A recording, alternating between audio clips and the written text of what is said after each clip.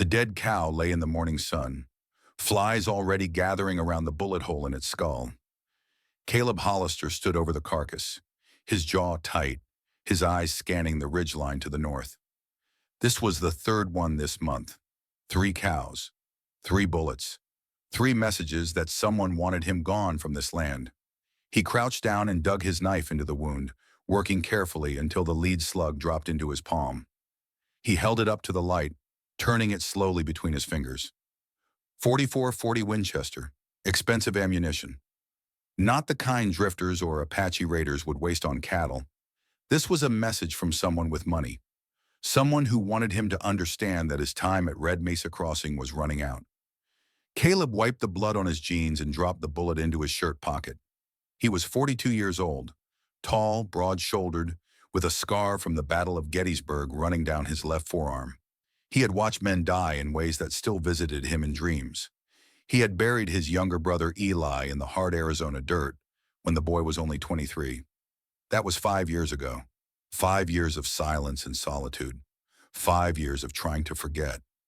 Someone had just woken up the demon he thought he had buried alongside his brother. He mounted his horse, a gray quarter horse named Ash, and started the long ride back toward his cabin.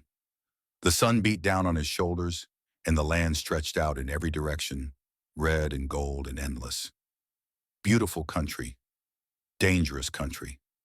The kind of country where a man could disappear and never be found. The trail wound through a narrow canyon where 2 juniper trees had fallen across the path. Caleb had passed this spot 100 times, but today something felt different. The air was too still. The shadows seemed deeper than they should be. His hand moved to the Colt on his hip, the same Colt that had belonged to Eli. He carried it every day as a reminder of what he had lost and what he had failed to protect. Ash stopped without being asked, ears forward, nostrils flaring. The horse sensed something Caleb could not see. Then he heard it, a sound that did not belong to this place. Heavy breathing, the scrape of cloth against rock, and beneath that, the faint coppery smell of blood. Caleb dismounted slowly, keeping his body low, his hand resting on his pistol. He moved toward the fallen trees, stepping carefully to avoid dry branches. Years of war had taught him how to move like a ghost when he needed to. Behind the larger trunk, he found her. A young Apache woman lay curled against the rocks. She looked about 24 or 25, but her eyes held the weight of someone who had seen far more death than her years should allow. Her deerskin dress was torn at the shoulder, revealing dark bruises that spread across her collarbone. Her wrists were raw and bleeding where rope had cut deep into the flesh. But she was not crying. She was not begging. When she heard him approach, she turned her head and looked directly into his eyes with a gaze that held no fear. Only exhaustion. Only the kind of acceptance that came from knowing death was close. "Shoot me," she said. Her voice was rough, barely above a whisper. "Better you than them." Caleb did not reach for his gun. Instead, he knelt beside her, studying the marks on her wrists, the bruises on her arms, the torn fabric of her dress. Someone had hurt this woman badly. Someone had tried to break her. They had failed. "Who did this?" he asked. "Barnett's men." She spoke the name like a curse. 3 of them. They will come back. Caleb felt something cold move through his chest at the sound of that name.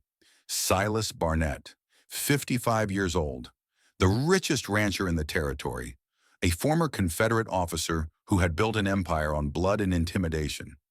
A man Caleb had suspected for 5 years of ordering the ambush that I killed don't his have brother. any strength left. Could you help me a Barnett, little? he repeated What's your quietly. name? I know that name. And what happened? He pulled his knife and cut the ropes from her wrists. She winced but did not cry out. When the bindings fell away, she rubbed her raw skin and looked at him with something close to curiosity. "You are not afraid of that name?" "I know enough to hate it," Caleb said. He helped her to her feet, supporting her weight when her legs threatened to give out. She was injured and exhausted, but she stood as straight as she could manage. Her dark hair was matted with dirt, braided with leather ties and feathers that marked her as someone of importance among her people. "Can you ride?" he asked. She nodded once. He lifted her onto Ash's back and swung up behind her, keeping enough distance to avoid crowding her. She gripped the saddle horn with white-knuckled hands but said nothing. This was not a woman who complained about pain. They rode in silence as the sun began its descent toward the western ridge. The cabin stood alone at the edge of a small clearing, a simple wooden structure with a stone chimney and a covered porch that faced the sunset. Caleb had built it himself in the months after Eli died, using his hands to shape something solid when everything else felt like it was falling apart. He helped the woman down from the horse and led her inside. The interior was spare but clean, a bed in one corner, a table with 2 chairs, a Winchester rifle mounted above the fireplace. A second horse waited in the small stable behind the cabin, kept for emergencies. He poured water from the jug on the shelf and handed it to her. She drank slowly, her eyes moving around the room, cataloging every detail, every exit, every weapon. When she finished, she set down the cup and reached into the torn fabric of her dress. She pulled out a folded piece of leather, worn and soft from years of handling. She held it out to him. "What is this?" Caleb asked. "A map." Her voice was steady now, stronger than before. "It shows the location of a silver mine my people have protected for 3 generations." She paused and something dark passed across her face. "My name is Winona. My father was Chief Running Bear. Before the attack, he gave this to me for safekeeping. He knew they were coming. He knew he would not survive." Caleb looked at the leather, but did not take it. "Barnett wants this map?" "Barnett killed my entire village to get it." Her jaw tightened until the muscles stood out beneath her skin. 37 people, women, children, elders who could not run. He burned everything and took everyone who might know how to read the symbols on this map. She held his gaze without flinching. "I am the last one alive who can read it. That is why they want me breathing. For now." The weight of her words settled into the room like smoke. 37 people, an entire village erased from the earth for a piece of leather and the promise of silver. Caleb thought about his brother lying in the Arizona dirt. He thought about the bullet in his pocket. He thought about the questions he had asked for 5 years without ever finding answers. "The night your village was attacked," he said slowly, "tell me exactly what you saw." Winona studied his face for a moment, reading something in his expression. "They came after midnight, no warning. The leader rode a black horse and wore a gray coat. Confederate gray, like the soldiers in the old war." She closed her eyes, remembering. "He had a scar on his face, long from his eye to his jaw, and he smiled while people screamed." Caleb stopped breathing. A black horse, a gray Confederate coat, a scar running down the face. The same details he remembered from the worst night of his life. "5 years ago," he said, his voice barely above a whisper, "my brother Eli was killed in an ambush. Supply convoy heading north to Fort Apache. Raiders hit them after dark, killed everyone except the ones who ran." He looked at Winona, and something passed between them. Understanding, recognition, the shared knowledge of loss that only survivors carry. The man who led the attack rode a black horse, wore a gray coat, had a scar on his face. Caleb's hands curled into fists. Eli was wounded in the first volley. He tried to fight back, but they shot him anyway. Put a bullet in his head while he was lying in the dirt. I'm carrying "Barnett," something Winona very said. important. I can only give it to someone I "Barnett," can trust. Caleb confirmed. I don't promise "He killed anything your grand, father. but you'll be He killed safe my here. brother. Then I We have trust the you. same enemy." Before either of them could speak again, a sound reached their ears from outside, distant but unmistakable. The rhythm of hooves on hard ground. More than one horse, moving fast. Caleb crossed to the window and looked out toward the ridge. Dust rose from the trail to the north. 3 riders, still a mile away, but closing the distance quickly. "They found you," he said. "They always find me." Winona stood, wincing at the pain in her legs. "I should leave. Draw them away from here." "No." Caleb's voice was firm. He moved to the rifle above the fireplace and took it down, checking the action with practiced hands. 15 rounds in the Winchester, 18 in the Colt on his hip, a Bowie knife on his belt. "You know how to fight?" he asked. Winona pulled a bone-handled knife from her boot. The blade was 6 inches long, honed to a razor edge that caught the lamplight. "My father taught me to hunt when I was 8 years old. I have killed deer, wolves, and men who thought I was helpless." She met his eyes without wavering. "I know how to survive." Caleb nodded once. For the first time since Eli died, he felt something other than emptiness in his chest. Then we survived together. The three riders stopped at the edge of the clearing, just beyond effective pistol range. The leader was a tall man with a weathered face and cold eyes. His name was Virgil Kane, 38 years old, known throughout the territory as a killer who worked for whoever paid the most. Two pistols hung on his hips, and he carried a Winchester rifle across his saddle. To his left sat Dutch, a black man in his mid-30s with broad shoulders and a quiet manner. He held a double-barreled shotgun and watched everything with the careful eyes of someone who had learned to survive by noticing what others missed. On the right was Colt Miller, barely 22, with nervous eyes and a hand that kept drifting toward his pistol. Young, eager, dangerous in the way that men who have not yet learned fear can be dangerous. "Hollister," Virgil's voice cut through the evening air. "We know she's in there. Hand her over, and this ends peaceful." Caleb stepped to the doorway, keeping his body behind the frame. "This is my land. Turn around and ride back the way you came." Virgil smiled. It was not a pleasant expression.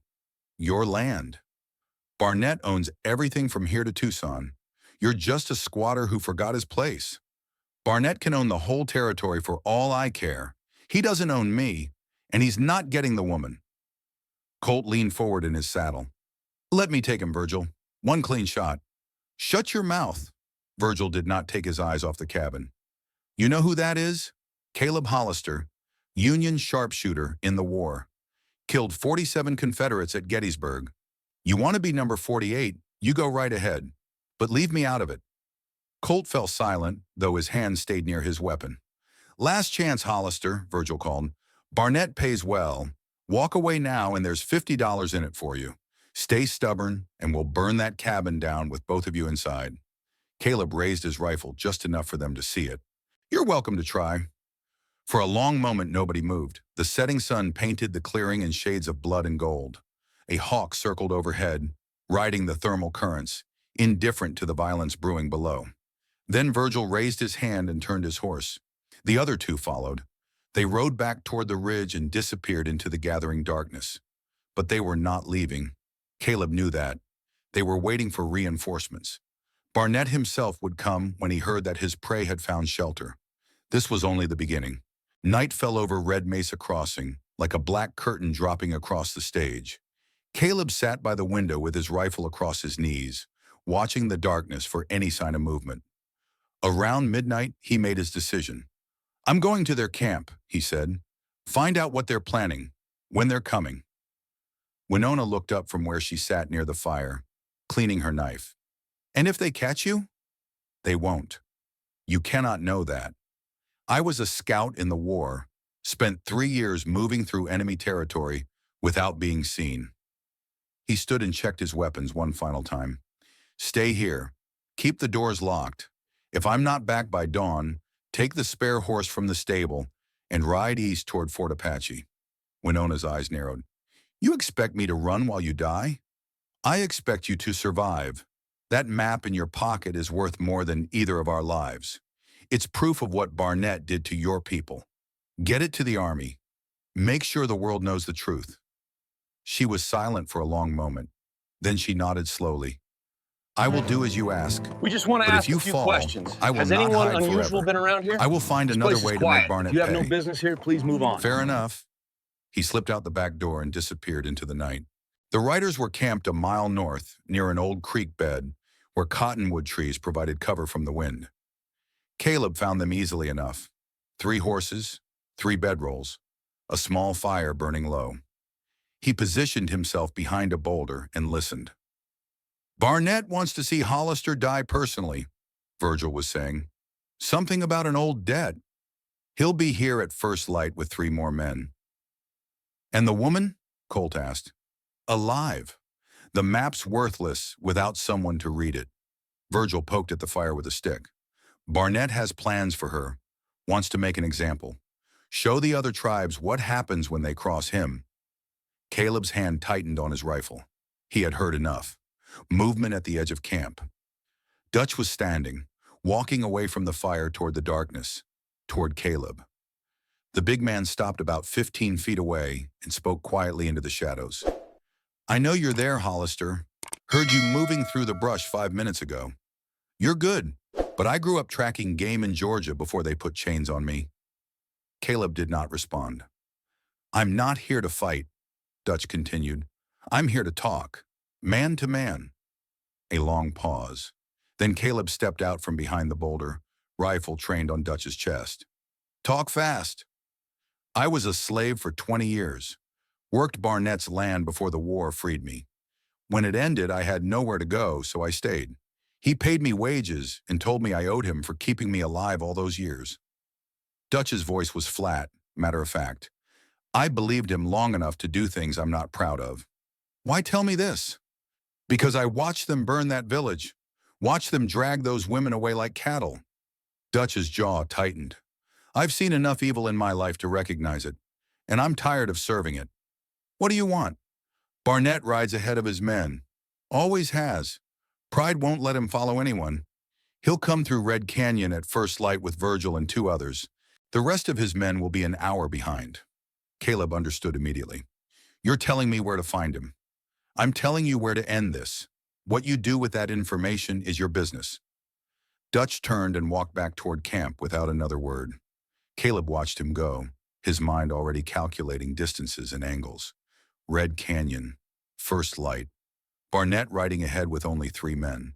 If he moved now, he could be in position before dawn.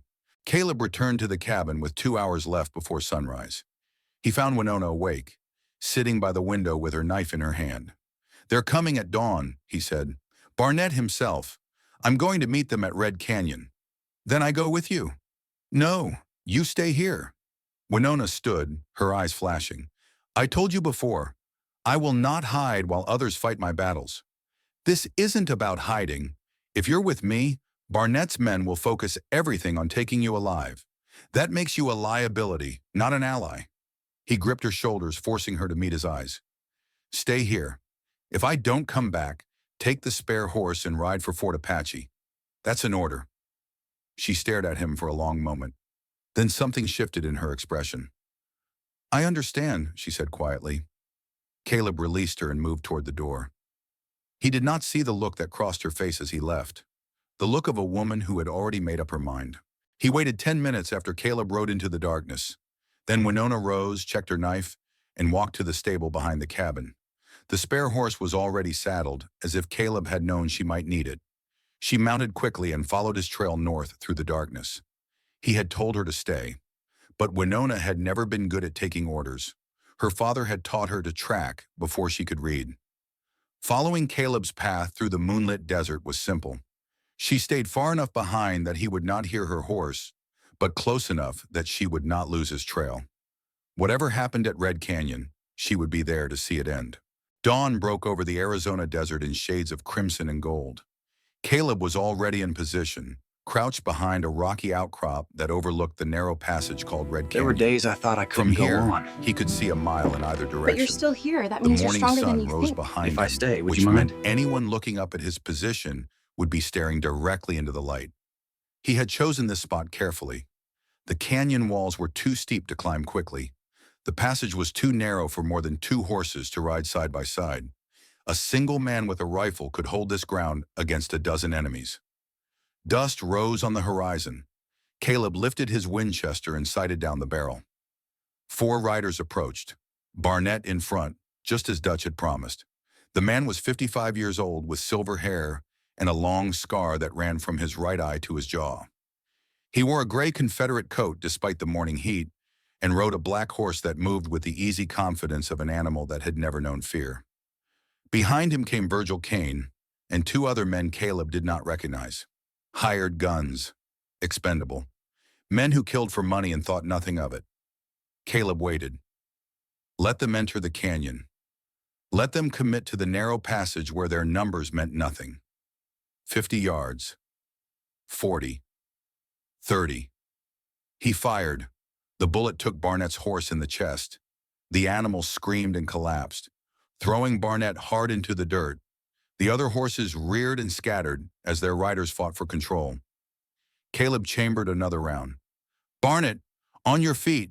This is between you and me." Virgil was already off his horse, diving behind a boulder with his rifle in hand. The other two men scrambled for cover on the opposite side of the canyon, firing blind toward the ridgeline. But Barnett did not run. He rose slowly from the ground, brushing dust from his gray coat, and looked up toward where Caleb was hidden. Even at 30 yards, his eyes were visible, cold, calculating, unafraid. "Hollister," he spoke the name like he was remembering something unpleasant. "I wondered when you'd stop hiding." "I'm done hiding, and you're done breathing." "Is that so?" Barnett laughed. "Is this about your brother? That boy who died with the supply convoy?" Caleb's finger tightened on the trigger. "You remember him?" "I remember he died crying, begging for someone to help him, calling for his big brother while I put the bullet in his skull." Barnett smiled, showing teeth. "He died like a coward. Just like you will." The rage hit Caleb like a physical blow. Red clouded the edges of his vision. His hands trembled with the urge to fire, to empty every round into the man who had taken everything from him. But he did not pull the trigger. 5 years of waiting had taught him patience. 5 years of silence had taught him discipline. Rage was a tool, not a master. "You talk too much," Caleb said. He fired twice in quick succession. The first bullet kicked up dirt near Virgil's position, driving him back behind his boulder. The second punched through the shoulder of one of the hired guns, spinning him around and dropping him to the ground. The other hired man broke and ran, abandoning his horse and sprinting back down the canyon. Virgil shouted after him, but the man did not stop. 3 against 1 now. Better odds. Virgil made his move, scrambling up the rocks toward Caleb's position, trying to flank him from the east. Caleb tracked him with his rifle, waiting for a clean shot. It came when Virgil broke cover to cross a gap between two boulders. Caleb fired. The bullet took Virgil in the chest, punching through ribs and lung. The killer stumbled, tried to raise his pistol, and collapsed face first into the dirt. 2 against 1. Caleb turned his attention back to Barnett. The old Confederate had drawn his pistol, a Navy Colt that gleamed in the morning light, and was advancing toward the base of the ridge. Not retreating, attacking. "Come down here, Hollister," Barnett shouted. "Face me like a man, instead of hiding on that rock like a coward." Caleb set down his rifle. He drew the Colt from his hip, his brother's pistol, and began climbing down from his position, stone by stone, step by step, until he stood on the canyon floor, 30 feet from the man who had destroyed his life. "You want to face me?" Caleb said. "Here I am." They stood in the narrow passage, 2 men with pistols, the morning sun casting long shadows across the red dirt.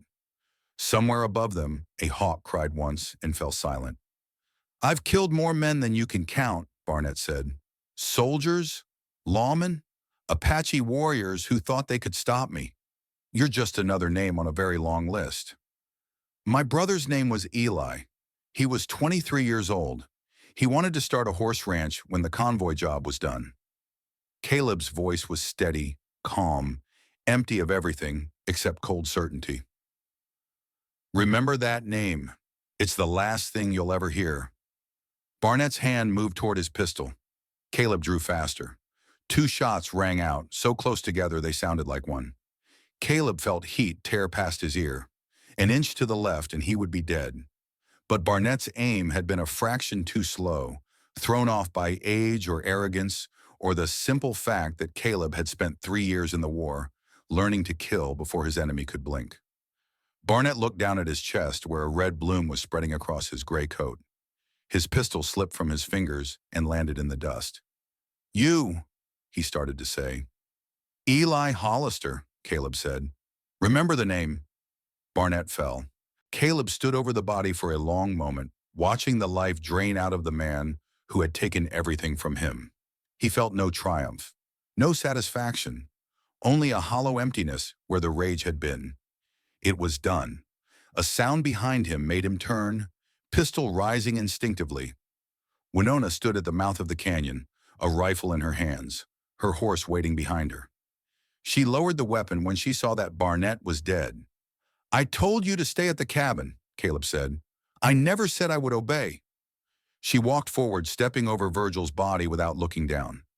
"I needed to see him fall, I needed to know it was real. She stopped beside Barnett and looked down at his face. The man who had murdered her father, who had destroyed her village, who had killed 37 of her people for a map and the promise of silver. It is over, she said quietly.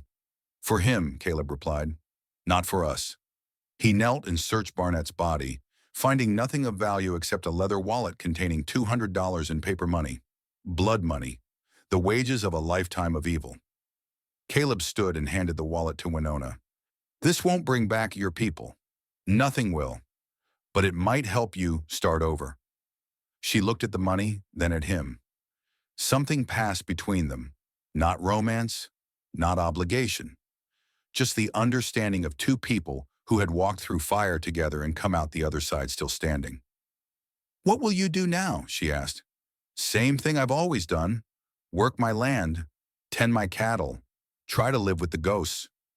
And if more of Barnett's men come, then I'll deal with them too. He paused. What about you? The map, your people's silver. Winona was silent for a long moment. Then she reached into her dress and pulled out the worn piece of leather. She looked at it, running her fingers over the symbols that only she could read. The silver belongs to my people, but my people are gone. She looked up at the ridgeline, toward the vast empty desert beyond. Maybe someday I will find others who survived. Maybe I will rebuild what was lost. Or maybe I will let the mountain keep its secrets forever. She tucked the map back into her dress. But first I need to rest, to heal. She met his eyes. Is there room at your cabin for one more? Caleb thought about the empty chairs at his table, the silence that had filled his days for 5 years, the loneliness he had worn like armor because it hurt less than hoping for something better. There's room, he said. They rode back to the cabin as the sun climbed toward noon. The wounded hired gun had fled south, and Dutch had disappeared before the shooting started. Word would spread quickly that Silas Barnett was dead, that a lone rancher at Red Mesa Crossing had ended the most powerful man in the territory. At the cabin, Caleb unsaddled both horses, while Winona went inside to rest. Her wounds needed time to heal. So did his.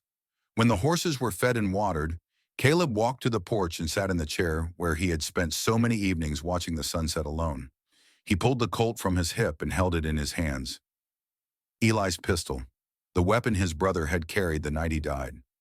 Caleb had taken it from the scene of the massacre 5 years ago and carried it every day since. For 5 years, this gun had been a reminder of failure, of guilt, of the brother he had not been able to save. Now it was something else, a tool of justice, the instrument of Barnett's destruction. Caleb set the pistol on the porch railing and left it there. He did not need to carry it anymore. The debt was paid. The demon was buried. Winona appeared in the doorway behind him. She had washed the dust from her face and changed into a clean shirt he had given her. She looked tired but peaceful in a way she had not seen before. The gun, she said, noticing where he had placed it. You are not keeping it close anymore. Don't need to. The man it was meant for is dead. She nodded slowly and came to stand beside him, looking out at the valley where the late afternoon light painted everything in shades of amber and rose. My father used to say that revenge is a fire, she said. It keeps you warm while you carry it, but eventually it burns everything it touches, even the one who started it. Smart man. He was. I wish you could have met him. They stood in comfortable silence, watching the shadows lengthen across the land. Two people who had lost everything, finding something like peace in the presence of each other. What happens tomorrow? Winona asked. Same as always. Check the cattle, fix the fences, keep living. Caleb paused. Maybe teach you how to rope a steer if you're staying. A small smile crossed her face, the first he had seen. I would like that, but Red Mesa Crossing would not stay peaceful for long. 200 miles to the north, in a mansion built on blood and silver, a young man was receiving news of his father's death. His name was Marcus Barnett. He was 28 years old, educated in the finest schools back east, and twice as ruthless as the man who had raised him. He listened to the messenger's report with a face carved from stone. When the man finished speaking, Marcus dismissed him with a wave and walked to the window of his study. The territory stretched out before him, his territory now. his empire. Caleb Hollister, he said quietly, tasting the name. The man who killed my father. He turned from the window and walked to his desk, where a map of the Arizona Territory lay spread across the polished wood. He found Red Mesa Crossing with his finger and pressed down until his knuckle turned white. You think this is over, he whispered. You think you've won, but you have no idea what's coming. He rang the bell for his servant. Send word to every gun for hire between here and Texas. Tell them Marcus Barnett is paying triple rates for one job. He smiled, and it was a cold and terrible thing. I want that rancher brought to me alive. I want to look in his eyes before he dies. The servant nodded and hurried away. Marcus Barnett returned to the window and watched the sun set over his kingdom. The war for Red Mesa had only just begun. If you enjoyed this story, don't forget to like and subscribe. The saga of Caleb Hollister continues in our next video, where old enemies return and new dangers rise from the ashes of the fallen Barnett Empire. Thanks for watching, and we'll see you in the next one. The story reveals the greatest lesson. True strength lies not in revenge, but in how we rise after loss and choose to live meaningfully. Caleb and the Apache woman both carry deep pain, but they don't let the past turn them into cold, heartless people. They are wary of danger, know who to trust, and, most importantly, know how to cooperate to overcome dark times. When the truth is revealed, they understand that justice is not just about satisfying anger, but also about ending a cycle of fear and paving the way for the future. Ultimately, the lasting lesson is maintain your integrity, maintain your humanity, and when you are weary, give yourself a chance to start again.